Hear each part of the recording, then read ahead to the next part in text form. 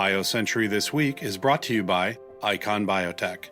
As a world-leading healthcare intelligence and clinical research organization dedicated to the needs of small and mid-sized biopharma companies, Icon Biotech helps biotech organizations meet their critical milestones and deliver data and evidence-based results to investors, large pharma partners, and regulatory authorities. Icon Biotech advances clinical research by offering integrated outsourced services and solutions delivered by dedicated biotech teams and management that understand the different pressures faced by biotechs in their drive to solve today's challenges without losing sight of their mission to deliver life-changing innovations tomorrow. Welcome to a special edition of the BioCentury This Week podcast. Today we will be turning our focus to regulation in oncology. And we have a special guest, Liz O'Brien from our sponsor, Icon Biotech.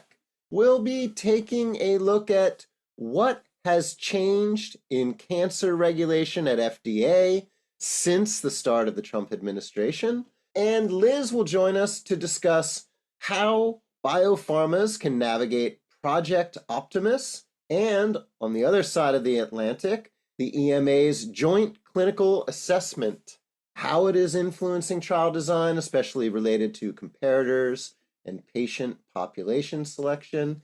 And if we have time, we'll talk a little bit about differences between FDA and EMA and how small biotechs can navigate that.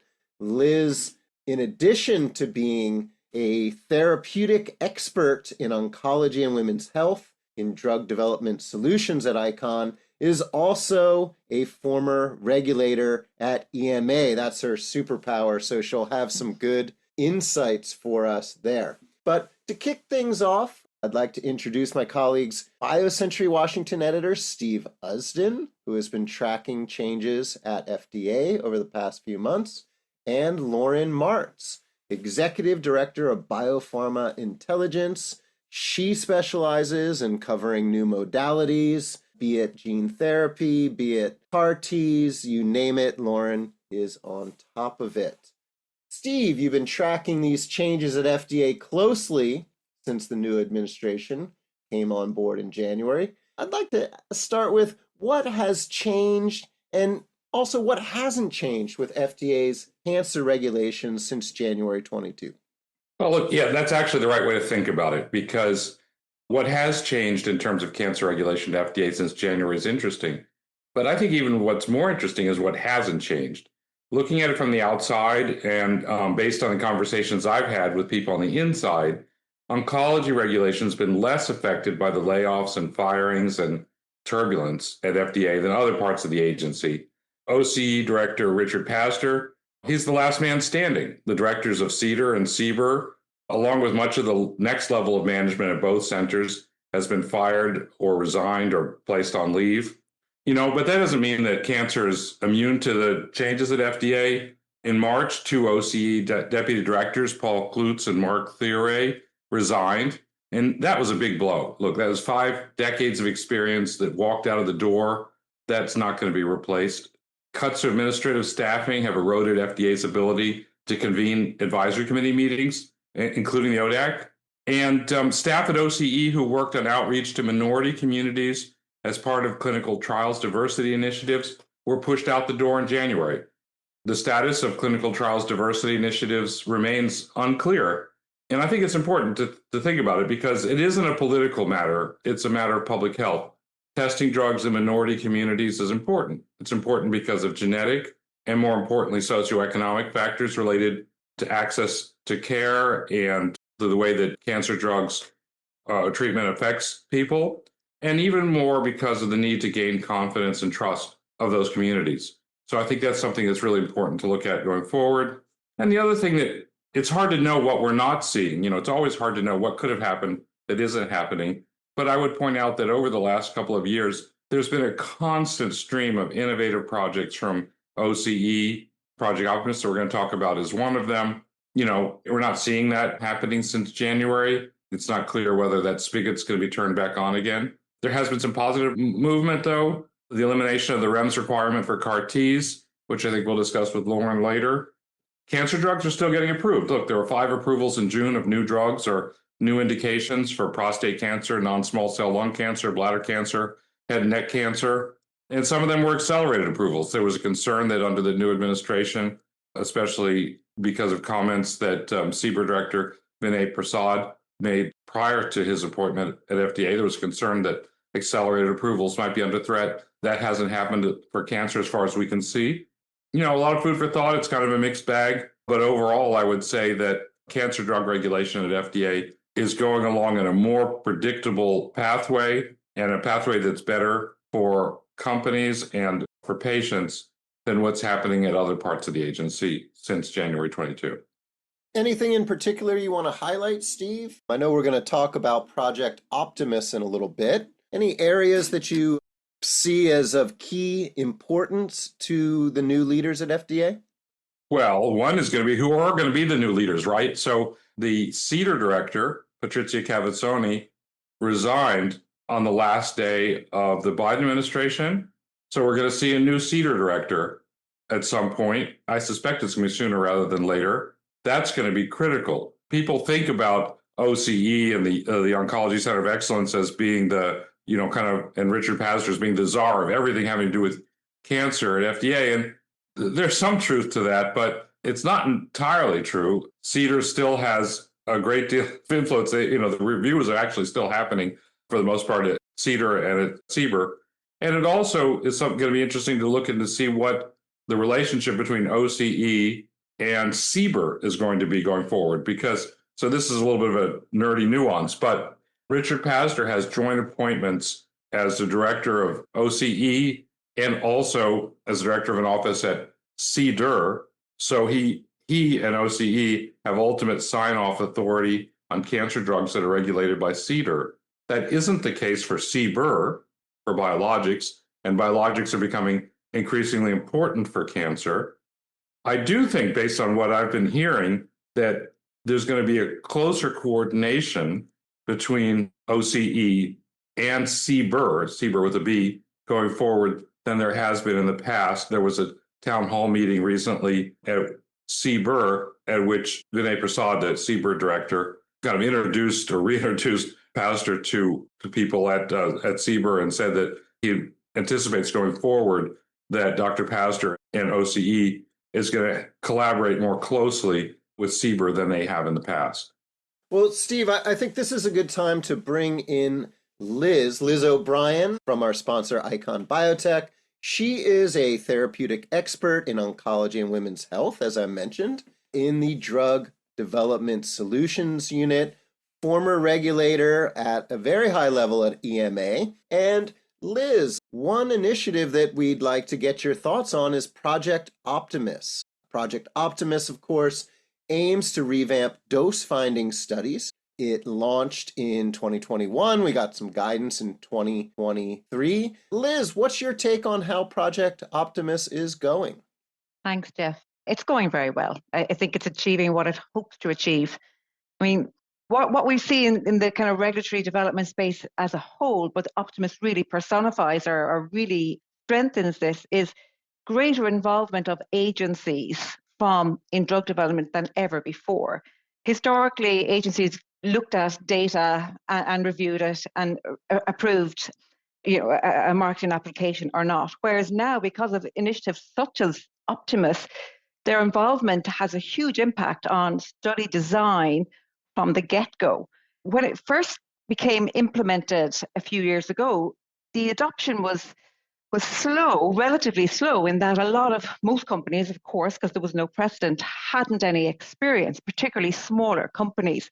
What we've seen in the last, certainly 18 months, 2 years, is when proposals come in-house to CROs such as Icon, Optimus is integrated into the study design. Again, like I said, at the start of Optimus being rolled out, there was almost resistance, or there certainly just wasn't that deep familiarity that is there now. I think that people have reflected on it and understand that it actually aims to optimize the path to market and the likelihood that a drug will be beneficial much more than ever before, because the right dose is being selected from the very, very beginning. So while the upfront burden might be increased, the end result, the chances of likelihood of success are greater for developers. I can maybe stop there and talk about the differences between how that impacts big pharma versus biotechs. And obviously, without thinking too deeply about it, obviously it's about bandwidth and exposure and the number of compounds. Companies who've commercialized already, even before Optimus, will innately have more experience. For biotechs, it's very, very new, and having to kind of think about what that means with limited resources is very impactful. Do you have any thoughts about the differential between different kinds of cancer drugs and what the dose optimization challenges are? If we're talking about, for example, immunotherapies versus For sure. targeted therapies. Yeah, I mean, the whole kind of premise behind Optimus was that prior dose response relationship was what guided kind of dose selection. Companies pushed to get the highest dose because the thinking was that resulted in higher efficacy. Obviously, with targeted therapies and molecular-based therapies and the types of drugs that we're seeing coming through right now, a huge explosion in ADCs, antibody drug conjugates, immunotherapies, kinase inhibitors, that class of drug absolutely makes a big difference. We're looking at based on what you were saying earlier with the CBER is interesting, we're looking at the optimal biological dose really is kind of where the concept centers around. So the highest dose may not necessarily be the best dose. It really depends on mechanistically how something behaves pharmacologically, much more so than the classic dose response relationship that we see with chemotherapeutics of old. So that's the thinking around it. Another question, it all interacts with other things that OCE, other projects and other things that OCE has been pushing for. And one of them is for multi-regional trials and trying to get a more global drug development.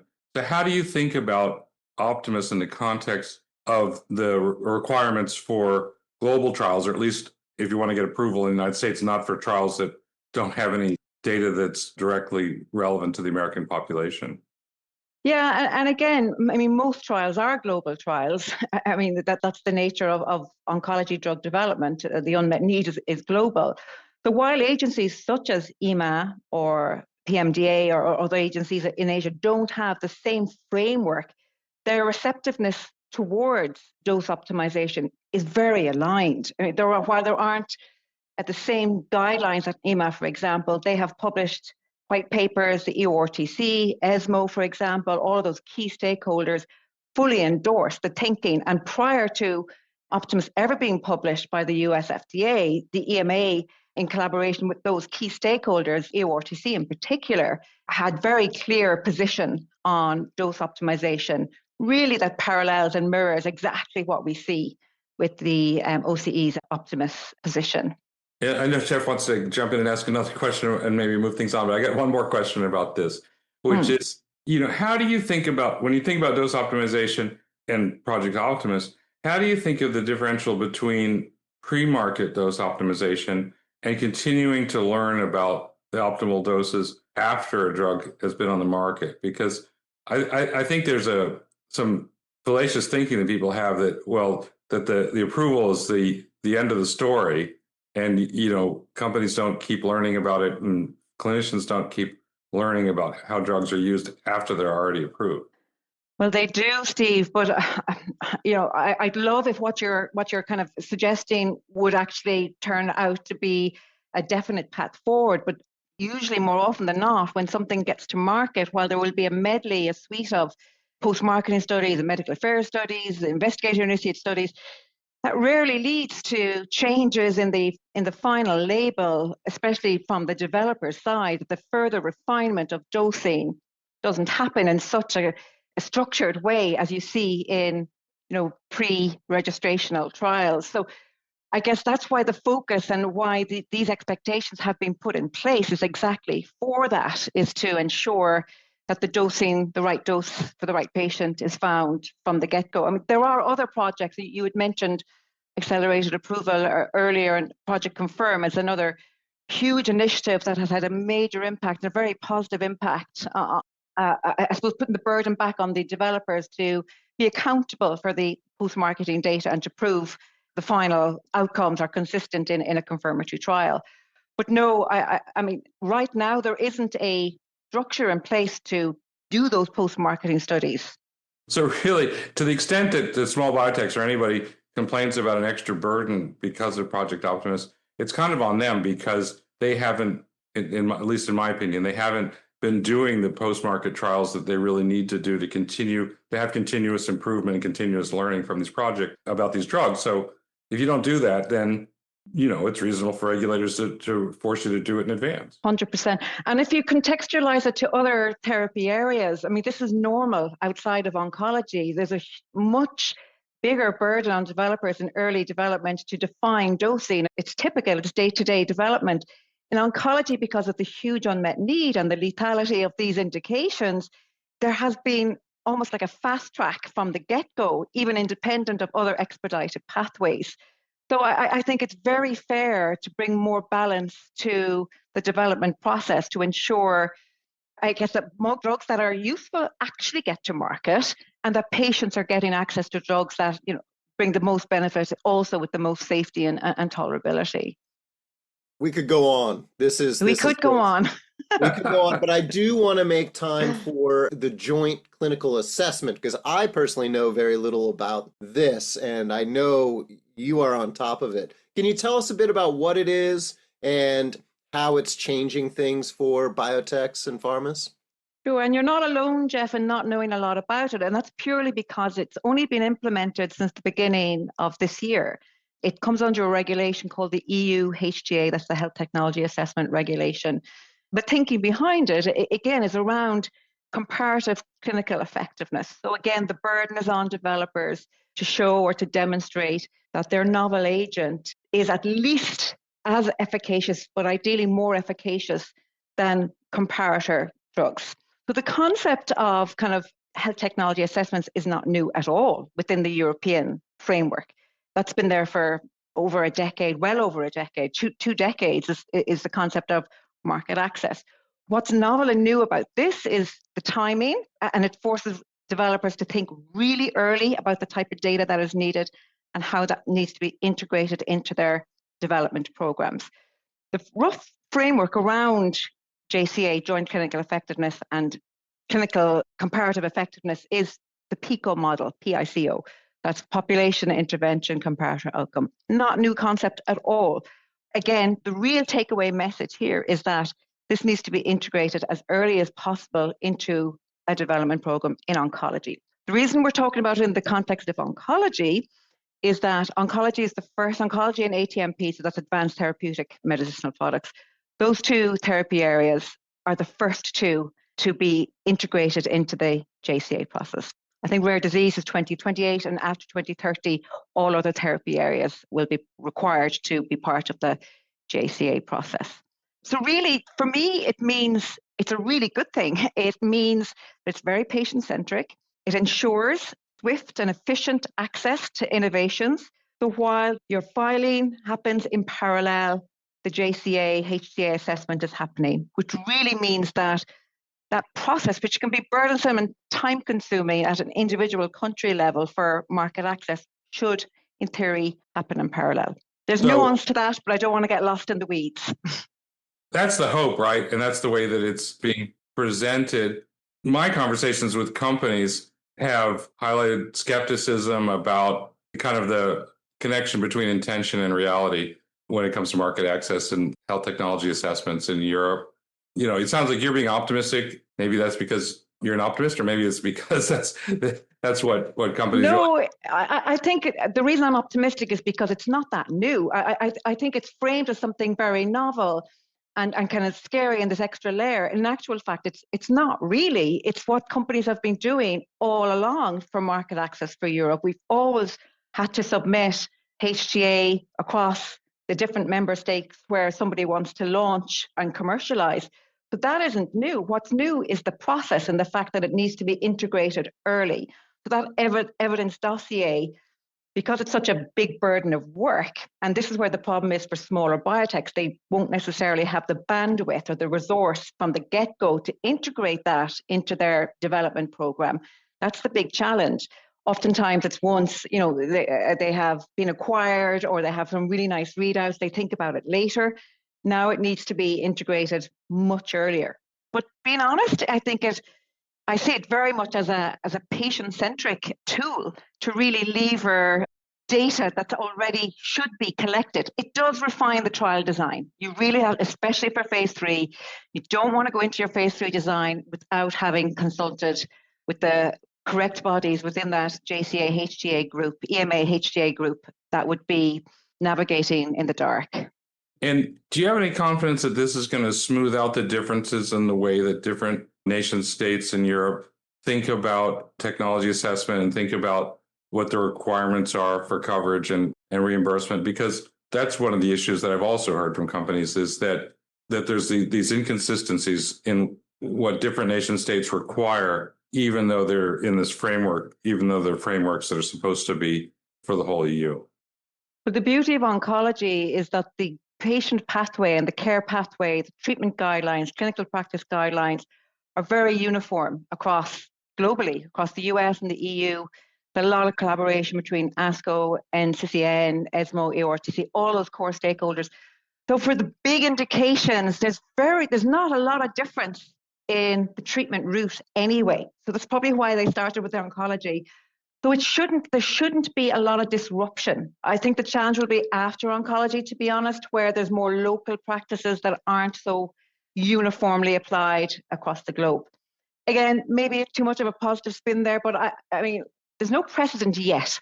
So we're kind of working on scenarios. It's only been implemented since January. We have to assume that the process will work, but it's new for everybody, irrespective of, what size, if you're a 2-person company or if you're, 100,000 big pharma. Before we let you go, Liz, I'm just curious if you're a small biotech in San Diego or Singapore or Shanghai, and you're thinking about FDA and EMA, what are the key differences between the agencies that you need to know? Yeah, I mean, I think the FDA seems very receptive to outreach and engagement. They have lots of processes. They have a pre-IND meeting. They have the various other type B and type C meetings. It seems more conversational and more open. That's my own perspective. The EMA is, it's typical European bureaucratic in some ways, and you also have 27 member states. It's quite structured, quite committee-driven, maybe slightly more risk-averse than the FDA. They don't have conditional approval in the same way as accelerated approval is a commonplace, especially in oncology. Of course, conditional approval is a path in the EMA, but less exploited or less capitalized upon. Scientific advice, again, companies also often steer away from scientific advice at EMA because it's expensive, it's burdensome, it's a heavy lift. And often what local companies will do is opt for national advice instead. So if you're a European-based company, it's easier to navigate that because you'll have some experience of who's who. Whereas I think the FDA, with all the different initiatives that are there, orphan, you can get in and out much easier. So that's kind of one difference. I think ultimately they both are grounded in scientific rigor, scientific process. Most of the regulators are career regulators. I think very little will change their mindset to adopting that full scientific rigor of assessments, irrespective of political change or anything like that. But there are subtle differences, and a lot of it could be down to familiarity. If you're based in Europe, you know who's who, etc. And the same if you're based in the US. It really comes down to that kind of parochial almost type of approach. Excellent. Well, Liz, it's been wonderful to have you on. You're going to be our new go-to source for our regulation stories, no doubt. Liz O'Brien, she is therapeutic expert, oncology and women's health, drug development solutions at Icon Biotech. Thanks for joining us today, Liz. My pleasure. Take care, guys. All right, we're going to go to a quick break, and we're going to come back to discuss what is next at FDA. BioCentury This Week is brought to you by BioCentury Grand Rounds Europe. Grand Rounds, BioCentury's R&D conference, will make its European debut in 2025. Join us to debate key translational bottlenecks and unlock scientific breakthroughs with commercial potential. Connect with VCs, academic innovators, and biopharma R&D and BD leaders to explore cutting-edge advancements in early-stage R&D. as we dive into disease biology, therapeutic modalities, and enabling technologies. Join us for the inaugural BioCentury Grand Rounds Europe in Cambridge, UK, this September 17th to 19th. Register and learn more at biocenturygrandroundseurope.com. Okay, we're back with Lauren Martz, Executive Director of Biopharma Intelligence at BioCentury, and BioCentury's Washington editor, Steve Usden. Lauren, this is not hot off the press, but it's fairly new. Removal of REMS for CAR Ts. How should we be thinking about this? Yeah, thanks, Jeff. I think this really suggests that FDA is acting on an evolving situation in a way that helps patients now. And in my opinion, I think it's a way that will help companies in the future. So over the last 8 years since Kymriah was first approved, a lot has changed in how the adverse events associated with CAR Ts are managed. And there are many fewer unknowns than there were 8 years ago.